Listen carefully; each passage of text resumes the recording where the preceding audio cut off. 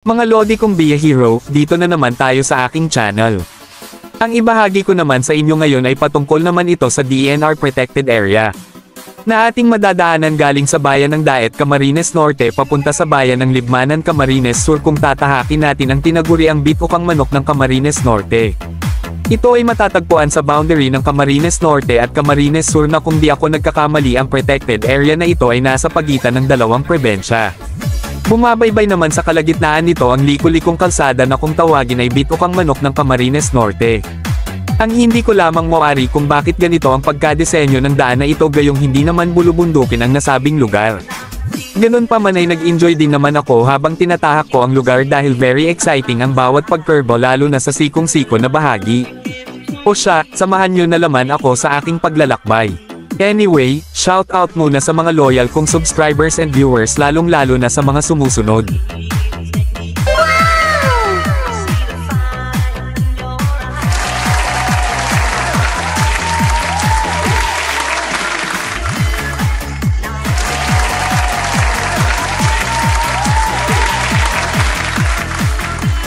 Ano ba ang protektadong lugar ng DNR? Ang protektadong lugar, gaya ng tinutukoy sa Republic Act bilang 7,586 ito ay ang mga bahagi ng lupa at tubig na may kakaibang pisikal at biolohikal na kahalagahan, pinamamahalaang mahusay ang biodiversity at protektado laban sa pagwasak at pagsasamantala ng tao. Ano ang kahalagahan ng pagdedeklara ng protektadong lugar sa komunidad? Ang epektibong pamamahala sa mga protektadong lugar ay isang critical tool ang pag-iingat ng biodiversity, pagpapanatili ng balanse ng ecosystem, pagpapanatili ng mahahalagang tirahan, pagbuo ng resilience sa pagbabago ng klima, pagbibigay ng pandaigdigang seguridad sa pagkain, pagpapanatili sa kalidad ng tubig, pag-iingat sa mga likas na yaman, at maghatid ng tagumpay sa ekonomiya. Ano ang mga pamantayan para sa isang protektadong lugar? Ang isang protektadong lugar ay malinaw na isang geographical na espasyo, kinikilala, itinalaga at pinamamahalaan sa pamamagitan ng legal na paraan, upang makamit ang pangmatagalang konserbasyon ng kalikasan na may kaugnay na serbisyo ng ekosistema at kultural na halaga. Paano lumikha ng isang protektadong lugar? Ang batayan nito ay ang mga sumusunod na mekanismo. Una, ay aksyon ng pamahalaan na maaring pambansa, regional o lokal na antas. Pangalawa, ay mga inisyatiba na nakabatay sa komunidad ng mga lokal na tao at tradisyonal na mga grupo. At ang huli, ay mga pagbili at pag-aari ng lupa ng mga pribadong individual at organisasyon. Ano ang pangunahing benepisyo ng isang protektadong lugar? Ganun din, ang pangunahing serbisyo ay protektahan ang ecosystem na mahalaga sa ating lahat.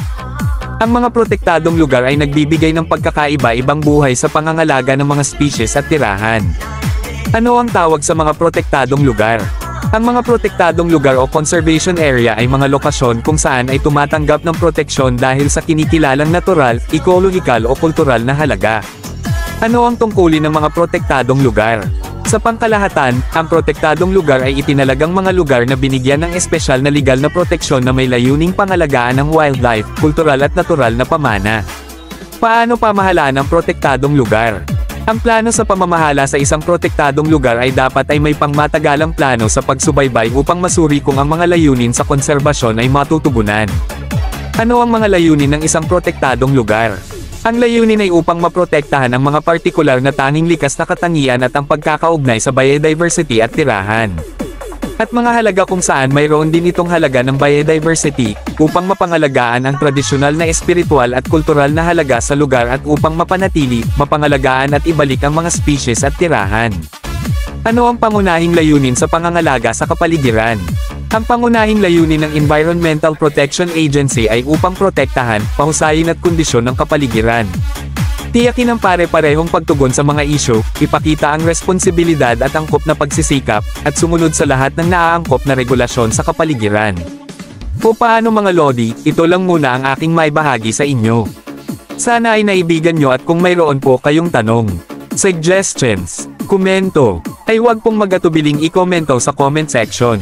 Maraming salamat po.